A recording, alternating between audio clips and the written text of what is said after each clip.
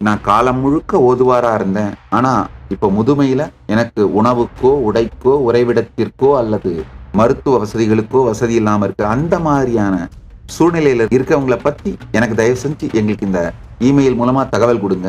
அவங்கள கேர் எடுக்கிறதுக்கான எல்லா முயற்சிகளையும் பண்றோம். எந்த கோவிலாக இருந்தாலும் அந்த கோவிலிலே திருமேனி தீண்டுகின்றன. முப்போதும் திருமேனி தீண்டுபவர்களை அந்த இறைவனோட ரெப்ரசன்டேட்டிவா தான் பார்க்கணும். சனாதன இந்து தர்மத்தை பலப்படுத்தக்கூடிய ஆன்மீக இயக்கங்கள், சமூக இயக்கங்கள், இந்து முன்னணி மாதிரி சமூக இயக்கங்கள், இந்த மாதிரி எந்த ஆன்மீக இயக்கங்கள், சமூக இயக்கங்கள், இவைகள் எதில் வேண்டுமானாலும் உங்கள் குழந்தைகளை பயிற்றுவித்து அனுப்பினீர்களானால் உங்களுடைய முதுமை காலத்தையும் உங்களுடைய தேவைகளையும் பரமசிவ பரம்பொருளின் அருளாலே நாங்கள் பார்த்துக் கொள்ளுகின்றோம்.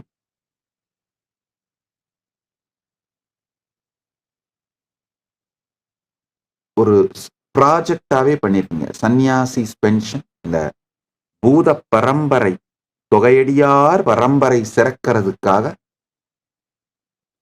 யார் யாரெல்லாம் அவங்க வீட்டு குழந்தைகளை கொடுத்திருக்கீங்களோ உங்களுடைய அடிப்படை தேவைகளை பார்த்துக்கிறதுக்கு, மெடிக்கல் கேர் இந்த மாதிரி விஷயங்களை பார்த்துக்கிறதுக்காக ஒரு பென்ஷன் சிஸ்டமும் இன்சூரன்ஸ் சிஸ்டமும் எஸ்டாப்ளிஷ் பண்ணிட்டு இருக்கிறோம். எங்களுக்கு தேவை என்னன்னா, உங்களுடைய விவரங்களை மட்டும் தயவு செஞ்சு இந்த இமெயிலுக்கு அனுப்புங்க. ஒருவேளை உங்களுக்கு தெரிஞ்சவங்க யாராவது இந்த மாதிரி இருக்காங்கன்னா அவங்களுடைய விவரத்தையும் அனுப்புங்க. நாங்கள் எங்களால் ஆன எல்லா உதவிகளையும் செய்கின்றோம். முதல் விஷயம். இதுல பல நிலை இருக்குங்க. அதாவது சில பேர் சன்னியாசுக்கு போவாங்க, ஒரு 5 வருஷம் இல்ல 10 வருஷம் இருந்துட்டு இருக்க முடியலன்னு வந்துருவாங்க வீட்டுக்கே. அந்த மாதிரி திரும்பி வர்றவங்க அவங்க வாழ்க்கையில செட்டில் ஆகிறதுக்கு ஒரு நல்ல வேலை கிடைச்சி திருமணம் பண்ணிக்கிட்டு செட்டில் ஆகிறதுக்கு அது மாதிரியான விஷயங்களுக்கும் சப்போர்ட் பண்றோம். நல்லா புரிஞ்சுக்கோங்க. முயற்சியே செய்யாதவர்களை விட முயன்று தோற்றவர்கள் பலாயிரம் மடங்கு உயர்ந்தவர்கள். அதனால முயன்று தோற்பது தவறே இல்லை. முயன்று தோற்றவர்கள் ஒன்னும் தீயவர்கள் அல்ல. அதனால அவர்கள் வாழ்க்கையில திரும்ப அவங்க மெயின் ஸ்ட்ரீம் சொசைட்டில செட்டில் ஆகி ஒரு வேலைக்கு போய் ஒரு திருமணம் பண்ணிட்டு அவங்க வாழ்க்கையில செட்டில் ஆகிறதுக்கான அந்த ஸ்மூத் டிரான்சிஷனுக்கு ஹெல்ப் பண்றோம். இந்த தொகையடியார் சம்பிரதாயத்திலே ஏழ்மையில இருக்கவங்க, அதாவது நான் காலம் முழுக்க ஓதுவாரா இருந்தேன், ஆனா இப்ப முதுமையில எனக்கு உணவுக்கோ, உடைக்கோ, உறைவிடத்திற்கோ அல்லது மருத்துவ வசதிகளுக்கோ வசதி இல்லாம இருக்கு. அந்த மாதிரியான சூழ்நிலையில இருக்கவங்கள பத்தி எனக்கு தயவு செஞ்சு எங்களுக்கு இந்த இமெயில் மூலமா தகவல் கொடுங்க. அவங்கள கேர் எடுக்கிறதுக்கான எல்லா முயற்சிகளையும் பண்றோம். அதே மாதிரி இந்த கிராம கோவில் பூசாரிகள், அவர்களுடைய வாழ்வாதாரம் இல்லாம தடுமாறுறவங்க, அதை பற்றிய தகவல்கள் இருந்தா கொடுங்க. அவங்களுக்கு உதவி பண்றோம். தொகையடியார் சம்பிரதாயம் சிறக்க, சனாதன இந்து தர்மம் சிறக்க என்னென்னவெல்லாம் செய்ய முடியுமோ அவைகளை எல்லாவற்றையும் செய்வதற்கு கடமைப்பட்டவர்கள் நாங்கள். என கைலாச நாடே அதுக்காக தான் செஞ்சிட்டு இருக்கிற.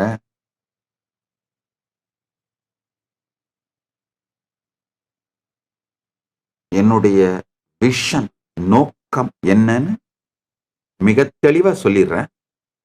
இப்ப இதுல வேறு ஏதாவது சேவைகள் செய்தா இந்த தொகையடியார் சம்பிரதாயம் சிறக்கும்னு நீங்க நினைச்சீங்கன்னா உங்களுடைய ஒப்பீனியன்ஸ் கருத்துக்களையும் தயவு செய்து அனுப்புங்கள்.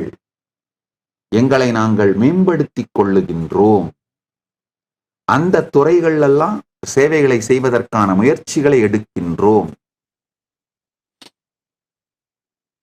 அடுத்தது, வெறும் பொருளாதார ரீதியான உதவி மட்டும் இல்லைங்கயா, மரியாதை. நல்ல மரியாதையோடு இந்த தொகையடியார்கள் நடத்தப்பட வேண்டும். இந்த முப்போதும் திருமேனி தீண்டுவார் எல்லா கோவிலுடைய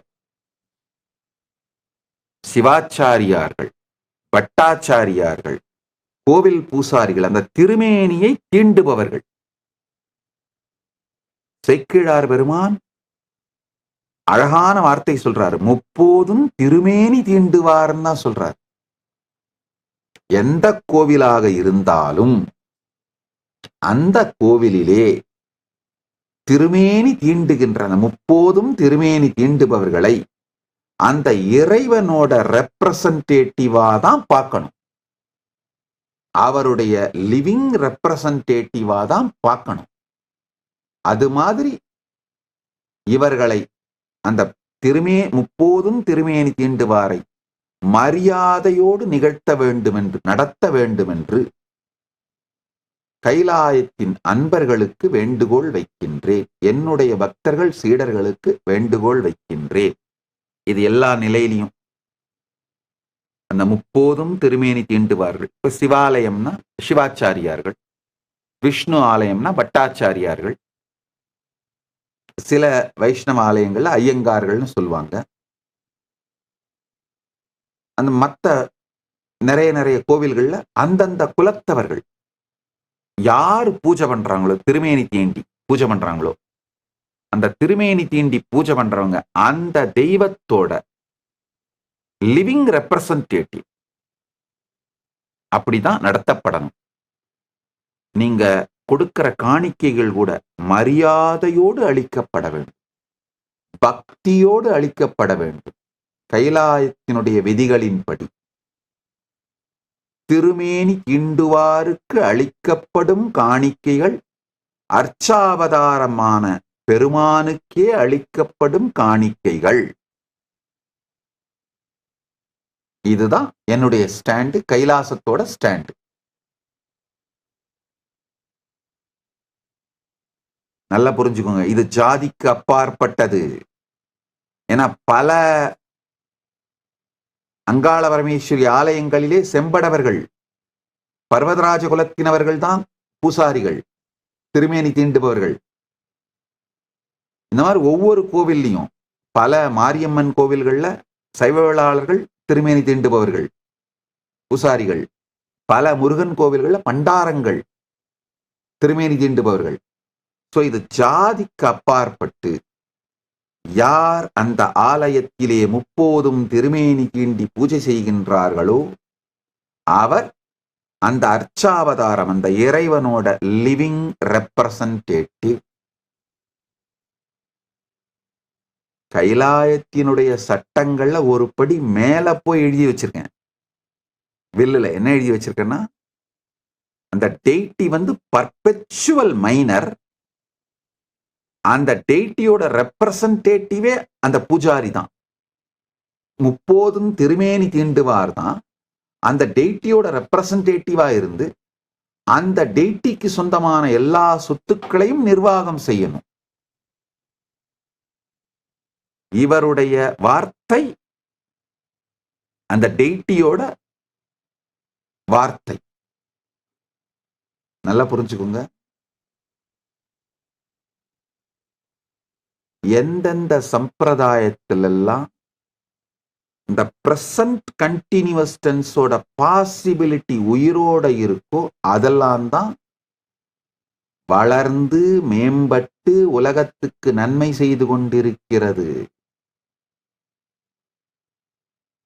இந்து விரோத சக்திகள் இந்து மதத்தை அழிக்கணும்னு நினைக்கிறவங்க தான் இந்து விரோதிகளும் இந்து துரோகிகளும் சேர்ந்து இந்த பிரசன்ட் கண்டினியூஸ் டென்ஸ சட்டிலா ஒரு 150 வருஷமா அழிச்சு ஒழிச்சாங்க.